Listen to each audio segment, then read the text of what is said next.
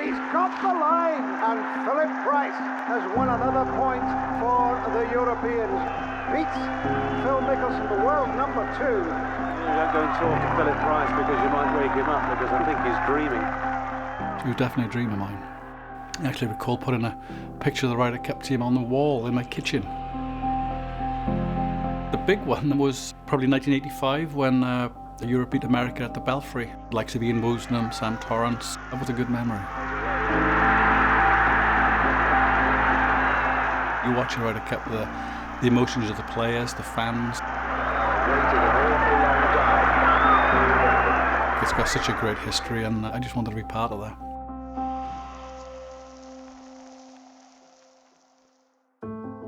I made the last automatic qualifying spot of 10, and my goal for the season was to make the Ryder Cup team.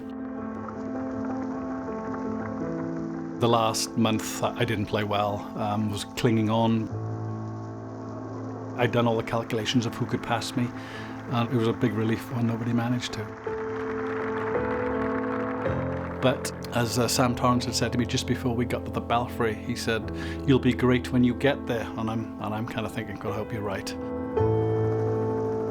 But I think by the time I drove through the Belfry gates, I felt like a different person. I think I fretted so much about it all. By the time I got through the gates, I was ready to play, and ready to go, and ready to do whatever I needed to do. Curtis, have a great week, boys. May the best team win. Thank you very much. Sam had approached myself and Pierre Fulke and said, "Right, guys, I want you to plan your week around you two starting on Saturday morning in the Foursomes." There's the way it shapes up today. The Europeans move into the second day with a 1-point lead. Sam Torrance putting in 2 first-timers at the top there, Fulke and Price against the very strong pairing of Mickelson and Toms. Pierre Fulke was a really good player, really strong-minded. Representing Europe is Phillip Price, and on the tee electrically his playing partner, Pierre Fulke.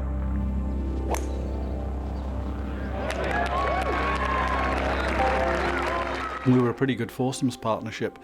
Price for a birdie. Oh, what a putt. The boys are playing well. I think we were 1 up after 12. If I look back, it was amazing how we just frittered a few shots at the end. So not a good time to go 1 down. And eventually lost the match on 17. And that, I think, is that. But I felt like I played well. I think they just did a few things that were too good for us. We've had 2 fabulous days of foursomes and 4 balls here at the De Vere Belfry in the 34th Ryder Cup. I know exactly what Sam has tried to do. I know what we try to do. Curtis has his own way of putting out his 12 guys, and I have my way. We'll only know who was right tomorrow night. If it comes down to the last 2 matches, he might be looking favourite. If it doesn't... When the announcement came out, I was probably slightly more concerned that I was 11th in the list, which I thought, oh, the Ryder Cup could come down to me. That was going to be a lot of pressure. Huge crowds here already for the 12 singles that will be played on this, the third and final day, with the USA, holders of the Cup, and Europe tied at 8 points each. He'd said to us Sunday morning, "I need something from you guys. I can't just rely on the best players. I need you all to show up today." I think the goal was to get off to a good start, and we did. And what a performance it's been today by Colin Montgomery. And Europe lead by 9 points to 8. And Monty has given the European side just the start they needed on this final day.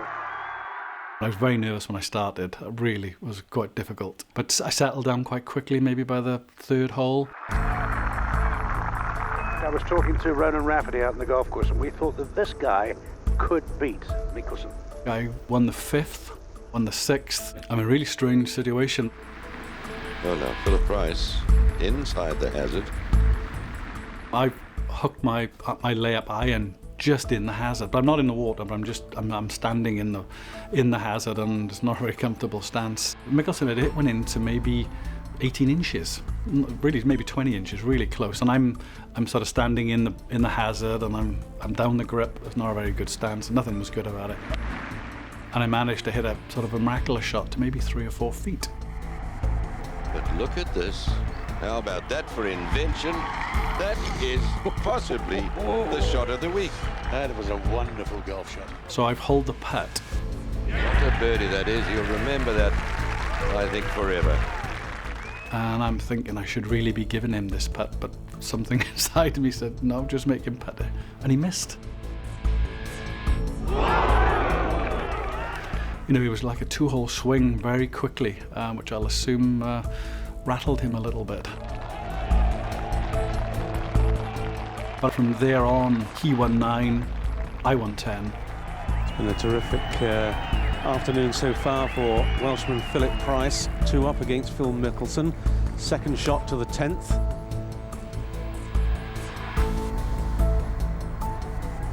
Oh, he loves it. Oh, it's a beautiful shot. That's a certain 3 and a gimme.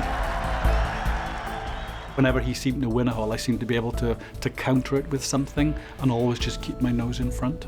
I mean, I was probably quite aware that it was going to be, if I could win the game, it was going to be a big swing in the overall match. I'm probably one of the lowest ranked players on our team, and he's the second ranked player on their team. So I know it's going to be a big swing in the overall picture of it. So if I can get mine done, I'm thinking we could have this done. So that was in my mind, but he birdied 15 to go back to 2. And managed to just keep it in the front edge. Price 2 up with 3 to play on Phil Mickelson, who's just won the 15th. The fight back coming. But I was in a good place. I had a couple of great shots into 16. I had great 3-wood off the tee, small target down there. Going to stay just right at the flag because there was a 2-tiered green going off to the left. Good drive by Phillip Price down the 16th. Playing his second shot here. His struggle with Phil Mickelson, titanic battle they're having. Oh, it's another lovely shot. Controlled shot, and he's looked very much in control of his emotions and game today, Phillip Price. Had a lovely 7-iron into, like I said, 25 foot above the hole. He's inside me. Here's Phillip Price at 16. He's 2 up and he's got a birdie putt. He has putted so well today, but it's down the hill, it's difficult. But he's got the line, and he's made a birdie. And Phillip Price puts the pressure on Phil Mickelson. What an afternoon Phillip Price has had. But, you know, I think just the relief of the putt going in, the crowd go crazy. So then I go crazy, and I'm thinking, oh, I've got to carry on it, because if he holds this, we have to go on to the next. Phil Mickelson must hold this to keep the game alive. And he has. I think when his putt slid by, I think I had big hugs with Ian Woosnam, because he was looking after me for the week. I'm looking at, have we won, and we hadn't quite won, so I made a rush back to 18 to watch them finishing off.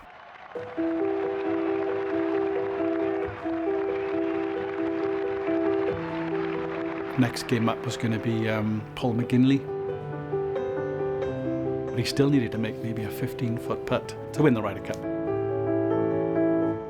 McGinley will have a putt for 4 to win the cup.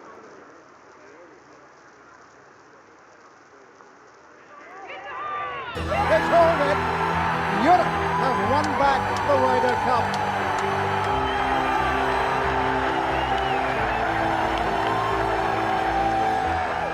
Relief for Sam Torrance. It's 2 years in the making. It was fantastic for him to get the win. Such preparation had gone into this, and I think he did a great job.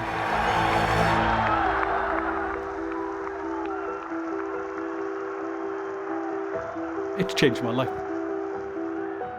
Always going to be remembered for that. Probably push my career forward.